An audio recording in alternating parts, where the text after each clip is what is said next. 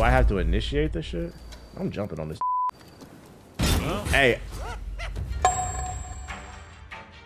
The morale is a little low. Let's keep the clips. Let's turn the clips off. Let's turn the clips off. Team Ninja is a studio that's been a staple in the gaming community since as long as I can remember. They've made their name on consistently designing quality action games over the years. I mean, they're responsible for some of my favorite titles such as Ninja Gaiden, Wulong Fallen Dynasty, and Dead or Alive Extreme Beach Volleyball. No! Go to horny jail.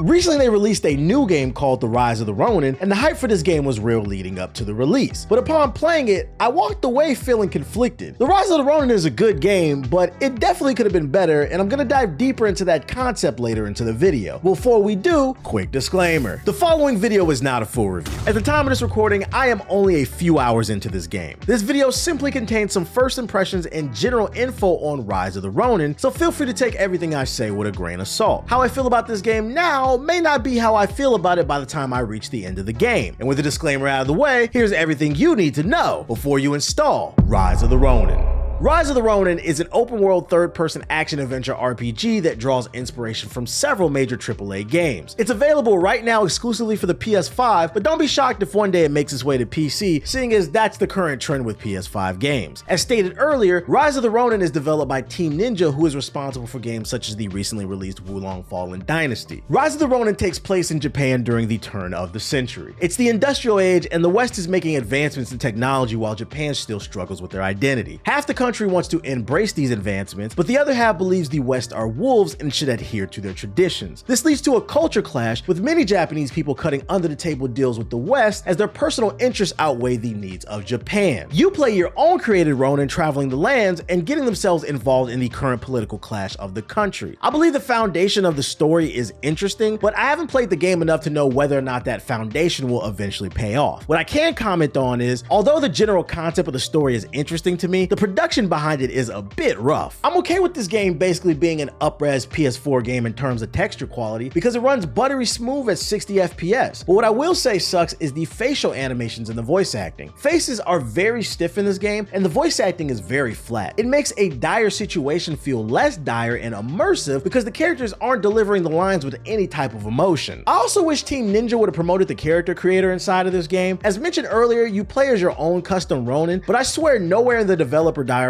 or in the ads is this mentioned. It's a shame too because the character creator in this game is solid. It's not as deep as something like Dragon's Dogma 2, but it's just deep enough that you can create something that you see fit. Once you get your drip right, the game begins, and I believe this is where it shines the most. Rise of the Ronin plays like a combination of several popular games over the last decade. In this title, I see shades of Sekiro, Assassin's Creed, and even Nioh. If you love a challenging action game, this one will be right up your alley. It sports a combat system that allows the player to wield several different types of weapons, including swords, spears, and even guns.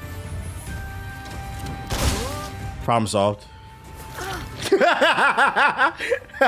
you brought a knife to a gunfight, my baby girl. Gun beat sword, problem solved. Rock, paper, scissors, bitch. The main mechanic that must be mastered in this game is its parry system. A properly timed parry will offset your opponent's ki meter. With the combination of enough parries and attacks, you can break their ki and that'll open them up for a critical hit. It's basically like Sekiro's poise system. The difference is that in Sekiro, the player regained their poise by holding down the block button. In this game, you get your ki back by holding L1 in rhythm at the end of your combo, thus your player will do this thing that makes their weapon shine. I felt like the tutorial didn't do the best job of explaining these things, but through trial and error, I eventually figured it out and I found myself enjoying the combat. That's because Rise of the Ronin features dismemberment. This game rewards players for playing aggressive yet smart by allowing you to essentially cut off any body part on an enemy, and let me tell you, it never gets old.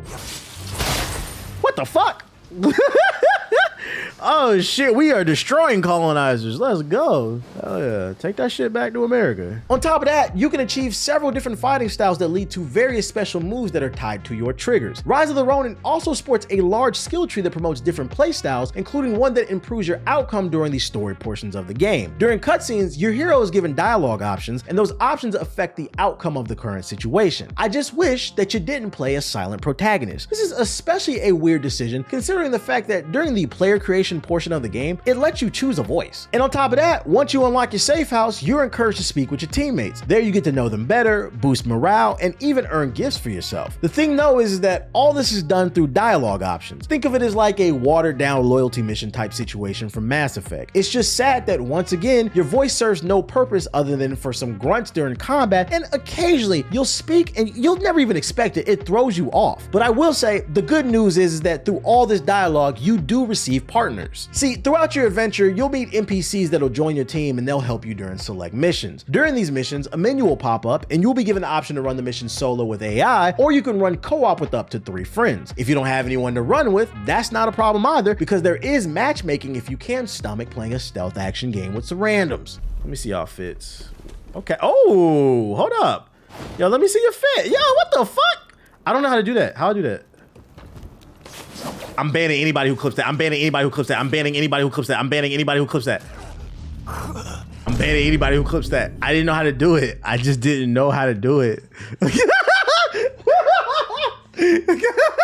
Now, when it comes to the open world aspect of the game, I'm not a huge fan. I've seen clips going around trying to paint the open world as empty, especially the city. Personally, I didn't find the city to be empty, but I did find it to be lifeless. It amazes me how Team Ninja picked an interesting and pivotal time period, yet they crafted a boring open world. You will see NPCs all throughout the city, but you hardly see them doing anything other than standing in place and doing their one designated animation that they're programmed to do. You don't get any witty dialogue or dynamic events other than the occasional crime pop-up or a fight with a wandering Ronin. Even still, the crime pop-ups are almost identical to the way that Ghost of Tsushima did them, but not as cool because you don't get the option to slow down time and slice off heads. The open world is a really strange design choice because as you explore the city, you'll come across embassies for countries such as France, Britain, and America. There will be interestingly dressed people outside of them, but nobody says or does anything. The open world honestly feels like it serves no other purpose than to bloat the game. There's just shit sprinkled all throughout the map, and even the towers have to be climbed to survey the area. That's why I said earlier it reminds me of Assassin's Creed. It's just awkward because imagine Assassin's Creed where after you survey a tower, there's no leap of faith. You have to awkwardly fall down or take a ladder down until you unlock the flying kite mechanic. There's moments where I was playing this game and it felt like I was just going through the motions because I felt like I had already played this game before. I'd mark something on the map to do, take my horse to it, complete the mission, mark something else, then speed run there without much thought. Rinse, lather, repeat. I think the game's story and combat are the shining features here, and they would have shined a bit harder if Team Ninja would have cut down on the fat in this game. The side stuff isn't bad, but it's just not as good as the games it's trying to emulate. I think more time should have been spent on the combat, specifically the AI. It's awesome to cut people's legs off mid-fight, swing someone around with a ninja dart, and parry attacks into a vicious counter, but from my experience, half the time, that stuff doesn't matter. I've played a lot of games in my life, so I'm usually pretty good at breaking games, and let me tell you, Rise of the Ronin does not pass the AI test.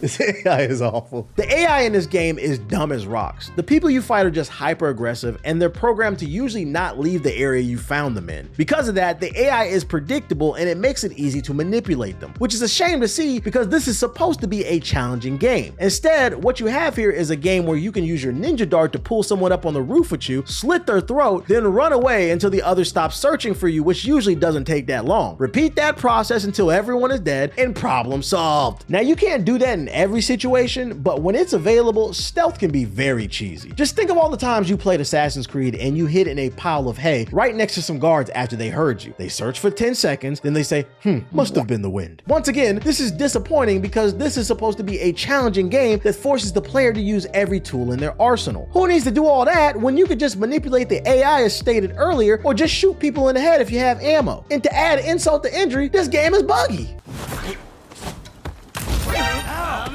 What the fuck just happened? That being said, when this game works as intended, it is a lot of fun. The combat is challenging and rewarding. The enemy AI has some really good fakes that are hard to adjust to in combat. If you're curious to how difficult this game is, I'd say it's something akin to Star Wars Jedi Survivor. It draws inspiration from Souls games, but it's nowhere near as hard. I would say this is a fun challenge, but it's not hard. Now, one last gripe I'd like to bring up about Rise of the Ronin is its loot system. Team Ninja is notorious for putting too much loot in their games, and they've done done it once again. It's times where I'm playing this game and I think to myself, God damn, is this Rise of the Ronin or Borderlands 2? Because you get a good loot drop every other battle. It gives you no chance to enjoy any of your spoils of war. Yeah, that means you will be constantly swapping out weapons and armor, so be prepared. The only reason it didn't drive me completely crazy in this game is because there's no weight limit and you can easily sell off your excess gear. I think Team Ninja knew the loot was insane because there's even little quality of life features in this game, like being able to sell everything all at once, which I liked. So I say that to say this: when it comes to Rise of the Ronin, I believe this is a good game. I'm having fun with it, but I also feel like this game could have used a bit more time in the oven. By no way, shape, or form am I saying Rise of the Ronin is a bad game. There's fun to be had here, but it does feel undercooked. I think the dev team needed more time to flesh out their ideas because although it does borrow a lot from other games, it doesn't really seem to be doing anything better than the games it borrows from. So based off what I played, I'd honestly say you might want to wait until there's a price drop for this one. I don't think this is going to be a game of the year contender. It's just a decent middle of the road action game, and I don't think anyone's trying to shell out 70 bones for just a decent action game in this economy. But if you are looking for a game I can confidently say is worth your money, then you might want to check out my video on Dragon's Dogma 2. I did an impressions video on DD2 similar to this one, and I think you're gonna enjoy it. All you gotta do is click the card on the screen to hook a brother up with some more of that watch time.